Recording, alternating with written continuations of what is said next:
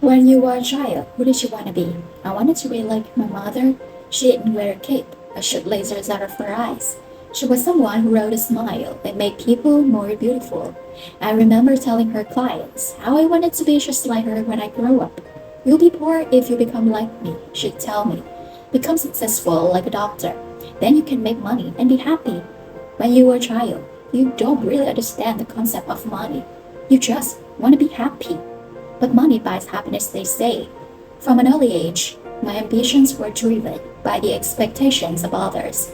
And being the people pleaser that I spent the rest of my youth chasing after my mother's dream, becoming successful. When I was old enough to help my mother out at the salon, it was then when I realized how she did more than make people look beautiful. She made them feel beautiful. She was always smiling, but I knew behind that mask she was hurt. Every other night, my parents would fight, and it was always over money. I wanted my family to be happy, so I grew up determined on one day becoming successful. Senior year of high school while filling out university applications, an epiphany hit me. If I pursue my studies in medicine, I'd be spend the rest of my life fulfilling someone else's dream instead of my own. My intuitions led me to fill out an application for our school instead.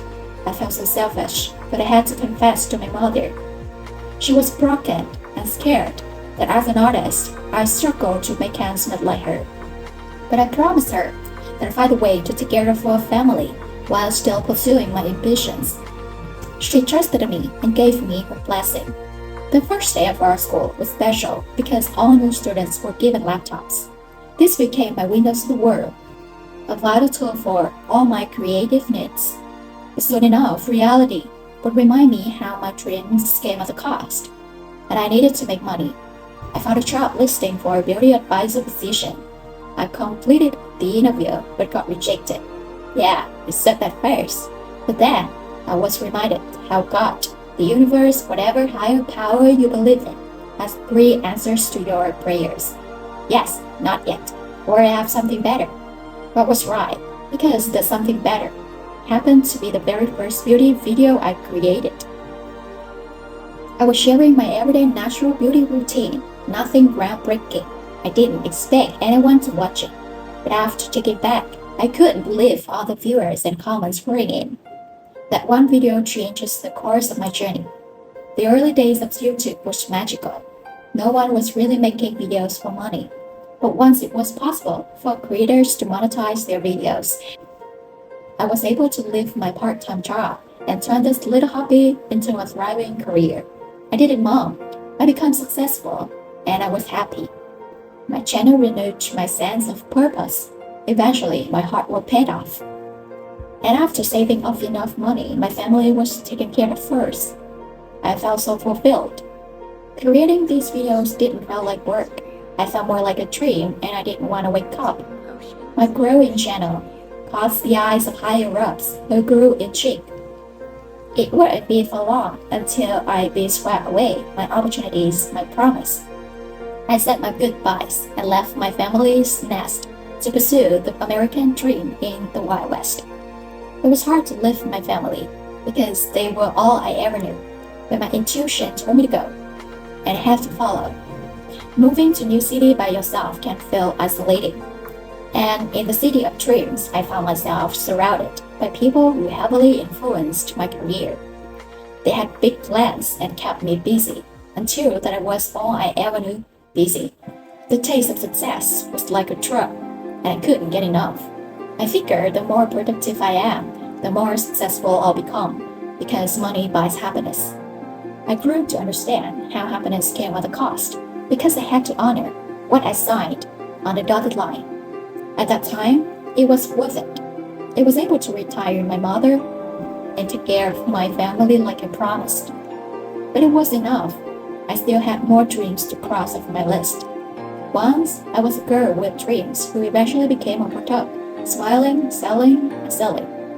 Who I was on camera and who I was in real life began to feel like strangers. Money can bring out the worst in people, and I was no exception.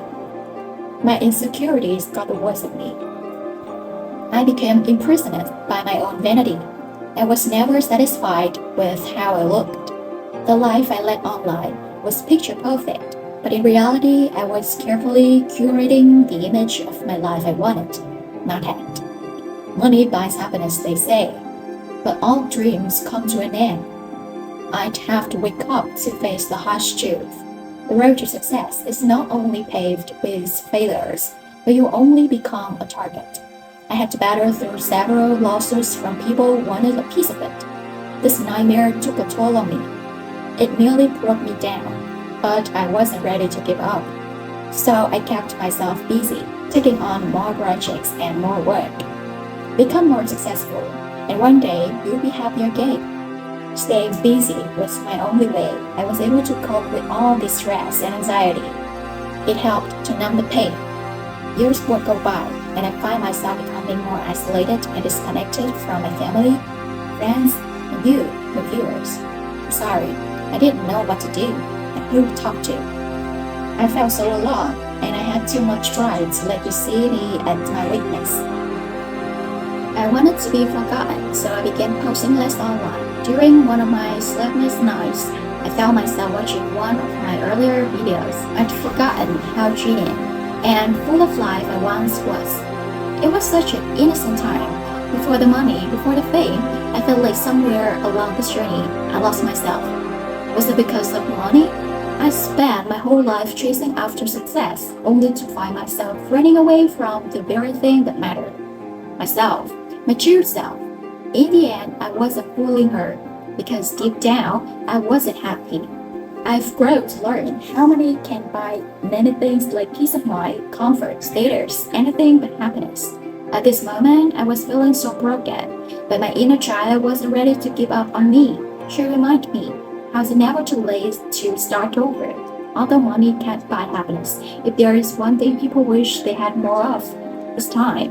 So that's what I did. With money, I bought myself more time to find myself before I lost myself. My intuition told me it was time to live, so I followed. They say, if you want to fly, you have to give up everything that weighs you down. And I wanted to soar. I packed up what I could fit in my suitcase and left. I left everything, my dreams, success, the life I built and worked so hard for, all behind me, and I didn't look back. I took refuge in a place where I could find meaningful time to heal, learn, and grow. It was in nature where I felt peace again. No Wi-Fi, no distractions. Just me, nature, and my thoughts. This world I was disconnected from embraced me again and nurtured my broken spirit back to health. Echoes of all the noise and anxieties that once followed my mind began fading. With my mind at rest, I was able to reflect and confront my ego.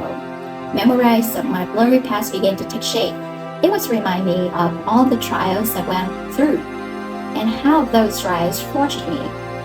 Every experience, joys, good or bad, molded me to become a person I am today, but they don't control me.